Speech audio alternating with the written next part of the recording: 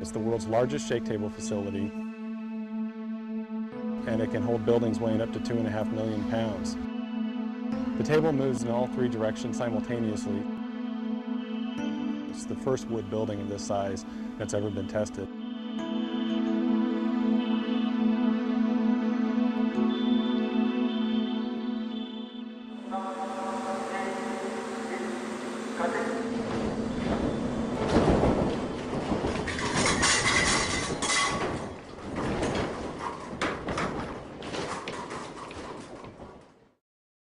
The entire project is called the Niecewood Capstone Test, a project funded by the National Science Foundation. The project is led by Colorado State University, and Simpson was a close technical collaborator. The popularity of mid-rise wood frame construction has soared in urban areas, and so there's not a lot of information on how to design those types of structures.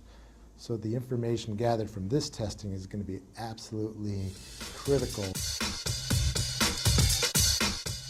The condominium tower was built as a actual condominium would be constructed with 23 1- and 2-bedroom living units. We're testing a 7-story, 23,000 square foot, 800,000 pound building in 3 dimensions. This collaboration with all the folks involved is really going to culminate in a test that's going to show how our products perform in a very severe seismic event. The forces of an earthquake on a structure of this size create a lot of secondary forces inside of the building, and the only way to hold those forces together is with connectors such as the ones that Simpson Strong Tie makes and provides.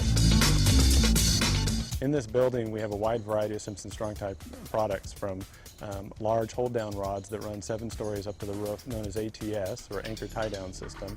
We have a number of shear transfer elements in here, and straps and the floor plates to help tie the floor plates to the shear walls. In short, we're building what we call a complete load path.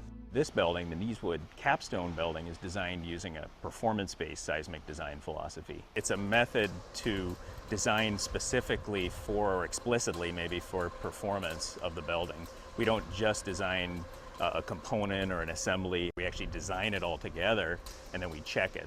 And performance-based design allows us, if we know enough about how the building reacts, to actually select what level of damage we want to see in the building during an earthquake. We're doing a series of tests on this structure so that we can incrementally increase our knowledge as to how the building is responding at different levels of shaking. We're not only going back and forth, side to side, but we're going up and down as well. So we're getting all of the vertical accelerations and lateral accelerations exactly like that Northridge earthquake, but times 1.8. There's approximately 300 sensors in the building, measuring everything from movement to force to acceleration. Once that data and information is gathered, then it can be used to develop new design procedures and new construction methods. So we're able to take what the engineers have modeled, compare it to how the building actually performed, and that's going to give us a lot of great data for years and years to come. What we're really doing here is we're demonstrating that you can build a 6-story or even a 7-story possibly wood structure in a high seismic zone and have it perform how you want. It's safe, it's cost effective, and frankly they're very little damage. Really, for 5% or less in your construction material costs in the beginning of the building, you can not only save the occupants of the building, but you can also save the structure. This test will change the way light frame wood is designed over the next 10 years. We've invited several key engineers from across the country, building departments. There's folks from all over the world coming to see this. When you see an actual test, the impact that has on you is so significant that it really makes you think twice about what you put down on paper.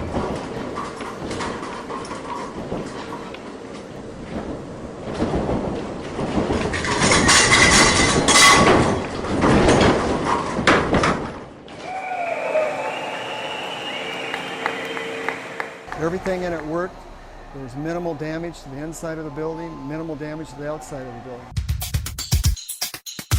I would say that this testing really does validate the performance-based design concepts developed at the various universities involved in this project. It's phenomenal that we can have a test of this size and magnitude of a building like this and actually get some real test data. Simpson never forgets, and they're always trying to make sure that they're really providing what the structural engineering and construction community needs. And I've always been impressed with taking that extra step to really know the science part of what we do. It's truly unprecedented what they've done today.